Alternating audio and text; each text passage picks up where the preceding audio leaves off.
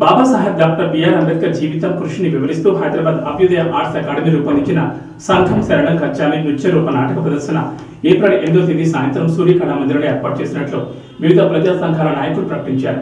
ఈ సందర్భంగా ఇంద్రపాలెం మధ్యన అంబేద్కర్ విగ్రహం వద్ద నాటక ప్రదర్శనకు సంబంధించిన పోస్టర్ను అంబేద్కర్ ఉద్యమ సీనియర్ నేత ఐతాపతి రామేశ్వరరావు, సిఐటియు అఖిల భారత ఉపాధ్యక్షురాలు జి బేబీరాణిలు ఆవిష్కరించారు. అంబేద్కర్ దేశంలోనే కాకుండా ప్రపంచంలోనే పేరెన్నికగన్న మేధావని, ఆయన బాల్యంలో యవ్వనంలో పడిన కష్టాలు, దేశం కోసం అణగారిన వర్గాల అభ్యున్నతి కోసం ఆయన కృషి తపన ఈ నాటకంలో చూడొచ్చని వివిధ ప్రజా సంఘాల నాయకులు అన్నారు. అంబేద్కర్ కొందరివాడు కాదని అందరివాడని ఈ నాటకం చూస్తే మనందరికీ అర్థమవుతుందన్నారు. CITU, ETF, JBB, KVPS, SFI, ఐత్వా, డివైఎఫ్ఐ వంటి ప్రజా సంఘాలన్నీ సంయుక్తంగా ఈ నాటక ప్రదర్శన ఏర్పాటు చేయడం జరిగిందన్నారు. నగర ప్రజలు అంబేద్కర్ నాటక ప్రదర్శన జయప్రదం చేయాలని కోరుతున్నామన్నారు. ఈ కార్యక్రమంలో యూటీఎఫ్ పూర్వ రాష్ట్ర కార్యదర్శి జి ప్రభాకర్ వర్మ, జిల్లా ప్రధాన కార్యదర్శి టి రవి చక్రవర్తి, జేపీపీ జిల్లా అధ్యక్షులు కేఎంఎంఆర్ ప్రసాద్, రాష్ట్ర కమిటీ సభ్యులు జిఎస్ వర్మ, సిఐటియు జిల్లా అధ్యక్షులు దుబా శేషబాబు తదితరులు పాల్గొన్నారు.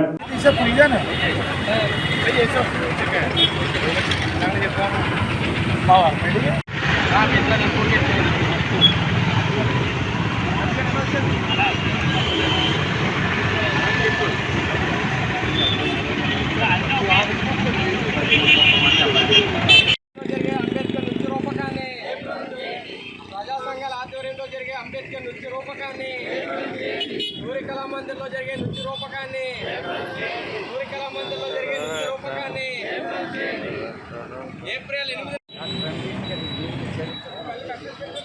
ఆయన జీవిత ఘట్టాలన్నింటినీ కూడా ఇప్పటికి దేశవ్యాప్తంగా అన్ని చోట్ల కూడా ఈ నాటకం వేయడం జరిగింది.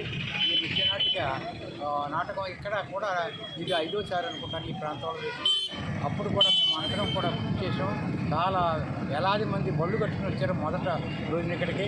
ఈ పరిసర గ్రామీణ ప్రాంతాల అందరూ కూడా రోజున అంబేద్కర్ నాటకం అంటే గుర్ర బళ్ళు, ఎడ్ల బళ్ళు కట్టుకుని వచ్చి ఒక తీర్థయాత్రలాగా జరిగింది. అదే సారి 3వ సారి అయినా 4వ సారి అలాగే జనం వస్తున్నారు. అందుచేత అదే దృష్టిలో పెట్టుకుని మన ఆ బృందం వీరబాబు గారిని అడిగితే మేము వేయించామని వీరబాబు గారు కూడా దాన్ని అందరిపై ఎక్కిపించడం, అన్ని సందర్భాలతో ఆయన సంప్రదించి ఈ నాటకం వేస్తున్నాం. అందరూ కూడా దీన్ని అది సమర్థించి అందరూ వచ్చి చూసి అది విజయవంతం చేయాలని కోరుతున్నాం. నృత్య రూపకాన్ని జయప్రదం చేయాలని చెప్పేసి పట్టణ ప్రజలందరికీ కూడా విజ్ఞప్తి చేస్తూ ఉన్నాం. ఈ రూపకం అందరూ కూడా చూడాలి. ఇప్పటికే 3-4 సార్లు ప్రదర్శించడం అనేది జరిగింది. అంబేద్కర్ బాల్యం ఎలా సాగింది, అలాగే యవ్వనం, మిగతా జీవితం అంతా ఎలా సాగింది ఏంటి అనేది ఆ రూపంలో చూపిస్తారు.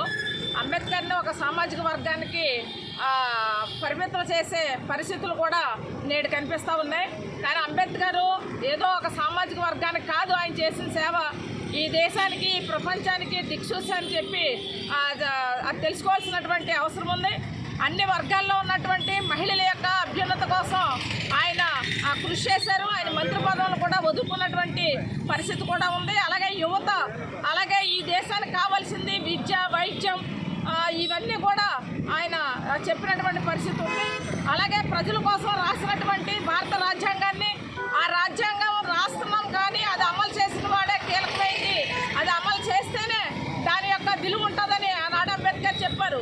కానీ అదే రాజ్యాంగానికి ఈవేళ మేము రాజ్యాంగ హక్కుల్ని కాపాడుతామని చెప్పి ప్రమాణకం చేసి మంత్రులుగా ఈ దేశాన్ని వెళ్తున్నటువంటి వాళ్ళు అదే రాజ్యాంగానికి తూట్లు పడుతూ మనుధర్మ శాస్త్రమే మా రాజ్యాంగం అని చెప్తూ ఆ రాజ్యాంగ హక్కుల్ని కాలరాస్తూ ఉన్నారు.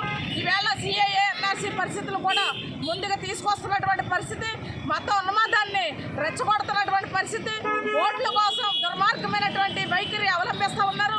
వీటన్నిటికి కూడా స్వస్తి పలకాలని చెప్పి, అలాగే అంబేద్కర్ యొక్క జీవిత నృత్య రూపకాన్ని చూసి అందరూ విషయాలు తెలుసుకోవాలని చెప్పి విజ్ఞప్తి చేస్తూ ఉన్నాం.